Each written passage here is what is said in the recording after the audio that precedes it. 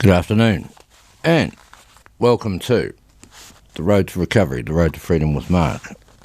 Yes, it is the afternoon. It's Friday afternoon, about 12:30 at the time of recording this, and we're finally free again. Hopefully free of the plague and trying to get back to normal. Although, of course, it's never going to be normal for a lot of people who were badly affected, and I just like to reflect for a minute or two on those poor people who have lost their jobs. You know, to ask somebody to wait for 3 or 4 years to get a job back at the airlines is one of the craziest things I've ever heard, and there's just no way that's going to happen. You know, you've got to be realistic. People have to survive. They have mortgages to pay. They have families to raise. So yes, things will change for some people, change radically and dramatically, and they will have to find a different career, a different job. And there's going to be a hell of a lot of people unemployed, and many of them for the very first time, which is going to be a hell of a shock to the system, not just to them but their families as well. And that is going to lead to some very difficult times for people, and a lot of people are going to suffer from depression for the very first time in their lives. Real depression, really understand what it is to really suffer, you know, and I do feel for those people, and that's what my show is really all about. This is the road to recovery, the road to freedom. This is about my journey through depression, about dealing with that, and I guess living proof that you don't necessarily have to be fettered by your illnesses. They don't have to restrain you completely, at least. There are avenues of freedom available to people who suffer from depression, and that doesn't always seem to be the case. You get overwhelmed and buried by your depression, and you just cannot see that there could possibly be another way. But the most powerful thing in this universe is ideas. Ideas have moved more than just mountains. You know, they have changed the way that the human population behaves, and if you don't think so, well, you've only got to think of the greats. And when I say the greats, they weren't necessarily all good people. I'm talking about people like Adolf Hitler. He changed the way of the world. He changed the future. He changed the present. He may have been a really evil and dastardly man, but his ideas changed the world, and that's what I'm saying. It is possible to change with little more than ideas. That's where it begins, and what I try to encourage people to do is be those ideas for those people who are lost, who are overwhelmed. My sympathies go out to those who are about to suffer, and I realise you don't know what you're in for, and it may be that you find that you're suddenly in this mad, swirling panic that seems to be overwhelming you when you think about what the future is going to hold for you, and you get this ominous feeling of this terrible unwinding, this falling apart of your world, at least to some degree, that feeling of a lack of control of your present and your future. And you say to yourself, my God, well, what's going to happen to me, to my family? Where are we going?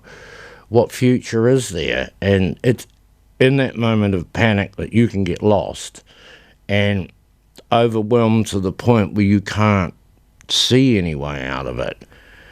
And that's where, as a friend, you need to help those sort of people and give them the support that they need right now, just to find their feet and steady themselves and realise that all things pass, that it may be overwhelming today, but we are not done for, not by a long, long, long way.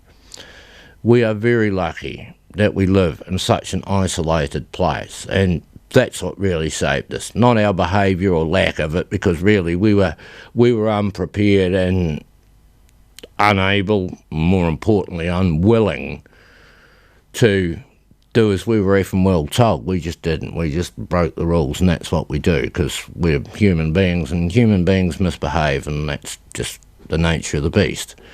If we had been locked up for another month, it would have been a very, very, very different scenario. We would have seen a lot of violence, a lot of chaos, a lot of misbehaving. Our resources would have been stretched to the point of breaking, and people would have turned upon each other. I know this because I've seen it. I lived in Africa for a while, and even in Europe, I saw the mob suddenly change into a different beast, burning and looting, smashing and burning and stealing everything in sight. I've never seen it in Aotearoa, thank the Lord, but I've seen it happen elsewhere, and it's quite something to behold. It's what would have happened here, but it didn't. We acted quickly enough, I guess. Too slow for my liking, but at least something was done. And I know it was hard, and I know there will be struggle in the future. But this is, I guess, where we all have to come together and realise that support is far more important than finances or anything else. It's about coming together, and I like to think that the lesson we all learned from this pandemic was kindness, that we need to take the time to think a little bit more about each other. And while there were the cowards that cringed away and shuffled past me with the look of fear in their bulging eyes, yes, I saw that. But I also saw acts of kindness here and there which really touched my heart, and I thought, well, maybe it's not all bad. Maybe something good is going to come of this. Will we remember it? No, it's not very likely. Will we revert to type? Yeah, we probably will. But for people like me, who maybe bang on about what a difference you can make in this world, you know, I realise that the human population has gone well over 3 billion, and sometimes we may feel as insignificant as a grain of sand on a beach. I realise that. You feel that the world is too big and you're too small, you're overwhelmed and there's nothing you can do. But that isn't true. That isn't true at all. That's what we assume. When you look at a mountain, you assume that it's insurmountable. Sir Edmund Hillary climbed the tallest mountain on earth. Well, you can't even breathe up there. It was done. It can be done. Any mountain is climbable, anything is achievable, as long as you have the will, the tenacity to run the good race, the drive to see it through to the end. Those are difficult things. Those are things that require discipline, which many of us, myself included, lack. But it is possible to try to learn, and as a result to at least achieve some of the time. So, as far as the mental health issue goes, yes, we are in for some trying times, but the answer is you. The answer is to take something out of this and realise that you like the fact that people cared for each other a little bit more, and maybe that is what we need in our society a little bit more. That maybe is why we do have such huge mental health issues. And yes, we do have a hell of a lot of suicides, disproportionately high for anywhere in the world. And in a beautiful country like this, there is no need for that. And poverty really is the main driver. And I'm not just talking about, having empty pockets. I'm talking about the poverty of one's mind, of one's heart, of one's soul. We have become very, very selfish and greedy to the point of absolute self-obsession. It is encouraged by those who would sell us something. and in return we sell our souls. It's not necessary, and it's not nice, it's not good, it's not productive, it doesn't help you in any way. At the end of the day, the only thing that can really help you, the only thing is each other. It's all we've got. So I say make the best of it. And that doesn't mean that I'm a good person, I'm not. I get annoyed with a lot of idiots who do a lot of stupid, mindless, horrible things to each other, and I despair. But I do keep hoping, and I do keep doing this show, and that's why I hope that we can make a better place for those, not just those who suffer from mental illness, but for all of us. Why wouldn't we want that? Why wouldn't we want a better world tomorrow than what we have today? My parents strove to give me a better life, and I like to think that I'm assisting the next generation too, and that's what it's really all about. So I guess my show today, the theme of my show was coming together and helping each other and being there for each other in the tough times yet to come, and there will be tough times for many of us. We need to support each other, the small businesses, the mum and pop stores like the baker next door to me, the Finest Batch Bakery in Pahiatua. If you get a chance to stop in there, I'll tell you what, their pies are awesome and their cream donuts are spectacular. And this is a chap who, during the lockdown, baked a whole lot of food for his neighbours and just gave it away for free, because that's the type of guy he is. And this country is full of people like Craig and his wife Jo, who run the Finest Batch Bakery in Pahiatua. They're bloody good people who provide a lot of jobs for young people, really good young people too, really nice young people they are, their daughter and her friends. And I just like to think that we could all get in behind small businesses like that and not only enjoy a pie, but enjoy supporting those small companies who need us so much now. And we need to get our country back on its feet by supporting each other. Right, well, times are rocking. This show is not just about bitching and moaning about the things that are wrong with this world. There is a bit of that, of course. But it's also about reading my stories, and today is the first story I ever wrote for my series. It's called The Dog's Day. I love this story, and it reminds me of a great life I had when I lived out and tore out on the Wairarapa coast, and we lived off the land and the sea, and we had a wonderful life out there for a very short period of time. Shirley, Stu and myself, Tar and a few others, we had great days out there, and I really loved it. It wasn't something that I could have done for a living, but I'm certainly glad I gave it a try to become a commercial fisherman. I've loved fishing. I've been fishing for over 50 years now, so it's something that's always been with me almost since I could walk. And, not only fishing, but I love the bush, I love hunting and being out there, seeing nature in all its magnificence. We have a wonderful, wonderful country, and I encourage everybody to get out there and enjoy it. It is so beautiful, so spectacular. We become contemptible of it because of our familiarity with it, but believe you me, you go overseas, you come back here, you see it with your eyes, you really, really do. All right, let's rock on. This is The Dog's Day. It has been said that dogs live with determination. Never is that more true than in a hunting dog. The old mate, Stu, woke me at about 4 a.m. The air was cool as we geared up for a hunt. Stu's Winchester 30-30 lever action felt cold and heavy, but its advantages of being short so as not to catch on branches, and its mule-like kick made it essential for our adventure. Spare bullets, a sticking knife and some twine rounded out our kit. We were travelling particularly light for this trip, and I felt like a passenger as I pulled on my boots and shouldered the 30-30. Stu chose 4 dogs from the kennels, all of them making a terrible racket as their time drew close, the excitement palpable. They stank, but were fit to burst, rushing around yet staying very near to Stu, their master.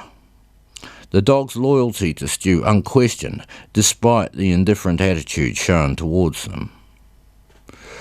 Orders were curt and short, as we made for the quad bike, and the dogs came to join us.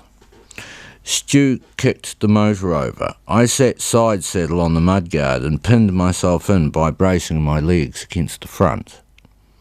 The dogs all tried to jump up on the back tray, but could not fit, and tussled amongst themselves in a game of King of the Castle.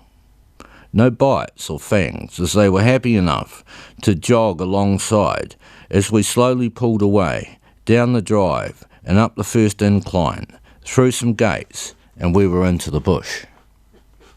Suddenly the attitude of the dogs changed to become more quiet and confidently intense. In the cool of the morning, the stars slowly began to disappear, still a little dark when we picked up first sign. Rutted soil so fresh even we could smell it, and shit the size of a Coke can, which is where our name for them came from. The spoor of a big tusker boar, the top prize in pig hunting, which had already passed by. The two lightest dogs, our finders, showed some interest and quickly swept the gully and the next ridge, but quickly swung back. They understand the role required, despite no orders. Havoc and Quinn are the finders, having the right smarts and light body type for the job. They are both mongrels, Havoc being the dark and Quinn more grey in the coat. But nature seems to have mixed the best in them. The other two hanging back can find as well, but will act as bailers or holders today. They must stop the pig and hopefully give it a good stretch. Their names are Bob and Meg. Both dark, Bob is the oldest and most proven. Meg is the youngest and must prove herself worthy to stay. The bush we are passing is treacherously steep, and I am grateful for the quad bike despite the noise and discomfort. We travel some 10 kilometres along the Firebreak, then park it up. At first the silence is overwhelming. The air so clear the sun's first rays play tricks with it. I stare up, my mouth agape at this wonder, and Stu smiles knowingly. "Come on," is all he says, and begins along the Firebreak. The dogs quickly fall into line, two left, two right, and I bring up the rear with the rifle. Up and down, the further we walk, the more I have second thoughts about today. For I have a specific task too. My job is to pick up the pig by grabbing its hind legs so it can be stuck or dispatched with a knife. Once the beast is gutted, my job is to carry it on back to the quad bike. I have been designated the bearer, so the further we go, the longer my return. We come across more fresh sign, and the finders quickly fan out and down in sweeping runs. I can hear them crashing through the bush occasionally, then a bated silence as we wait for the anticipated bark as one of the finders catches sight of his quarry. In these hundreds of acres of regenerating native bush Stu lives on, he has introduced many pigs, and the trophies of many boars' jawbones, including hooks, are nailed up all around Stu's place. I have little doubt of our success, but I feel some trepidation as we distance ourselves from transport. Nothing so far. The sun has risen. I feel its warmth, despite it only being a little after dawn. The blue sky promises a blistering hot day where scent and trail will disappear as the pigs seek water and shade further down the gullies. The dogs have been gone a little while, tracking a bunch of females and some young. If sprung, the cunning bull will run uphill through the mob and sacrifice the young to save himself. A good dog will stay on the boar if possible, but in the ensuing chaos may have to choose a lesser prize. This is where a good dog shows his true quality. Be it God or nature, some special dogs like old Bob will stay on the biggest pig he alone can wrestle or bail. Hopefully by then the rest can close in and the bail proceed as planned. To this point they hunt silently, crossing and recrossing the track through the bush, working their way down the gully in pursuit. Stu and I wait silently, having a smoke and listening quietly for the first telltale bark. I sense the anticipation. Stu is like a coiled spring despite his quiet nature. Then, suddenly it comes. A faint, high-pitched bark, which leaves us in no doubt. A finder has sprung the mob. More barking as the mob breaks. Moving around, it sounds like they are escaping and we hesitate in our pursuit. Then a second dog rings out nearby. We look at each other, then charge headlong through the bush. I am so pleased for the short rifle as the going is tough through dense bush, but soon I find the bottom of the gully and the pig's tracks. Stu and I lose track of each other as the noise intensifies and a squeal breaks out. The pigs break and tear off down the gully as Stu and I regroup, then come across where the fight ensued. We wait for another bail, or for the dogs to return. Excitement and disappointment are tempered with relief as I realise what a haul it would have been from this place. Soon old Bob returns to us with blood on his face. It had been close, but the pigs managed to break downhill and escape. We'll try them again later, Stu informs me, with casual confidence.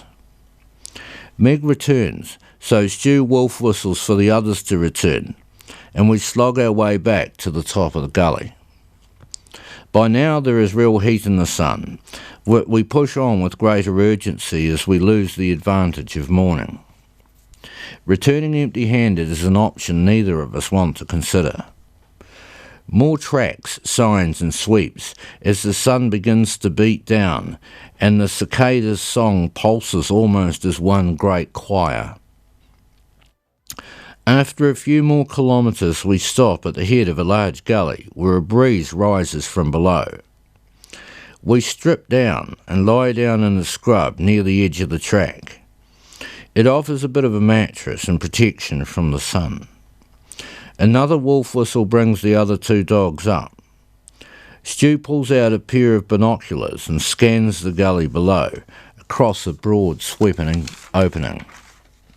Before long, Stu spots a sow with young in tow across the other side, trot-trotting like little circus performers. We decide not to pursue, and the dogs seem happy to stay, lie around and sniff the breeze. These dogs are veterans and know not to exhaust themselves, preferring to lap at muddy puddles and lie around for a bit. They come to us for reassurance, the bush having cleaned them up a bit. We speak to them in soft, low tones, and although tense, they seem satisfied for the while. Stu and I trade a few tales while we wait, and I wander down to find water. The thick bush smells wonderful and the foliage cools the place nicely. So I return reassured our afternoon effort will not be beyond me. This gully opens wide and flattish, coated with various types of bush where pig and deer might hide.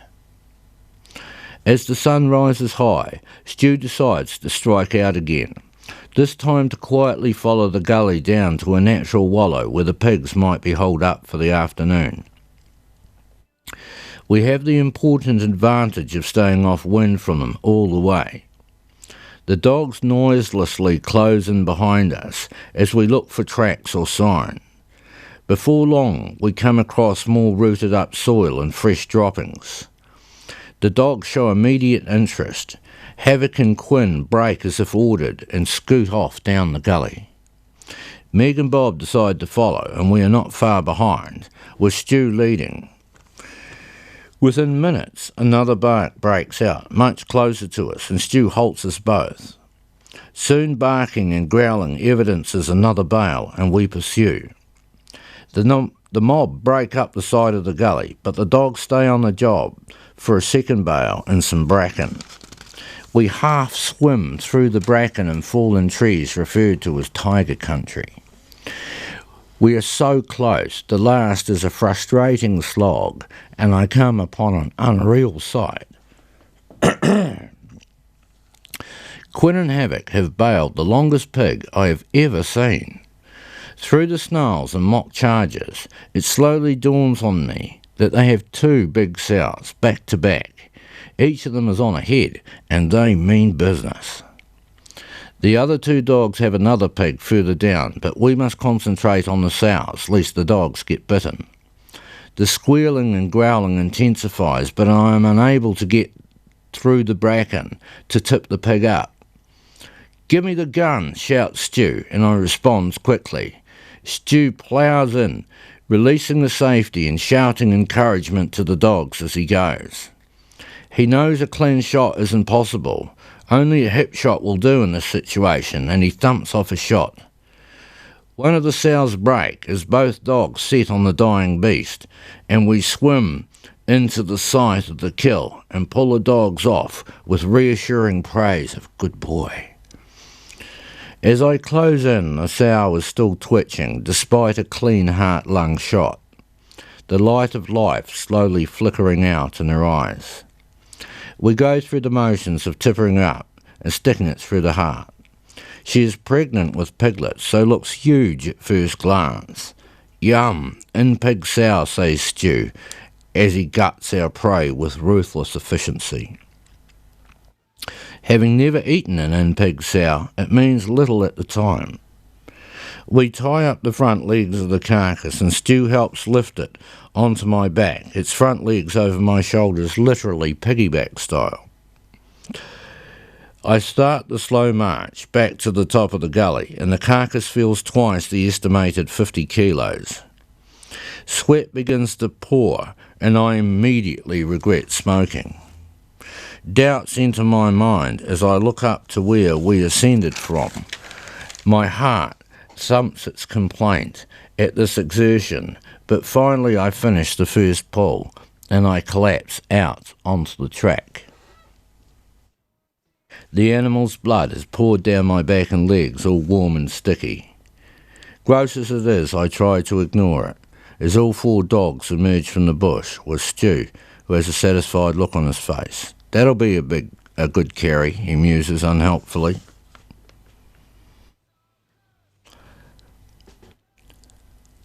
We return back to the house in good time, and we put the dogs back in their kennels with a few compliments, and I rid myself of bloody clothes and shower off what remains as Stu tidies up the carcass. Once we're both cleaned up, we review the day's hunt, and Stu extols the virtues of the treat we were in for later that night. A few hours later, a hind quarter is removed and set to roast, my hunger and anticipation increasing with every passing drink. As the sun sets and a few friends gather, we begin the feast of roast pork and potatoes with roast vegetables. The meat tastes like a mix between mutton and pork. As delectable as promised, the banquet seems to quench my tiredness, but eventually I must to bed. My dreams that night are filled with chasing pigs uphill and down gullies. The dogs are quiet all night with full bellies and the satisfaction of a job well done. I know another adventure is just around the corner. The dogs seem to know it too. The end.